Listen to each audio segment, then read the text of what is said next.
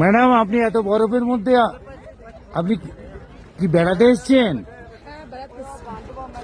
বলুন আপনার কি অভিজ্ঞতা? অভিজ্ঞতা আমি এর আগে 20 বছর আগে এসেছি, তখন আমার বাবা এসেছিল, ওইটাই শুধু মনটা খারাপ লাগছে। হ্যাঁ হ্যাঁ, শ্বশুর সবাই এসেছিল। মানে সিমলা, কুনু, মানালি আপনি বেড়াতে এসেছিলেন, তাই তো? আর এখন কেমন লাগছে বরফের মধ্যে? ভালোই লাগছে। পুরো তো বরফ বরফ বরফ বরফ বরফ, আইস ভর্তি একদম পুরো। পুরো এত আইস দেখিনি আমি।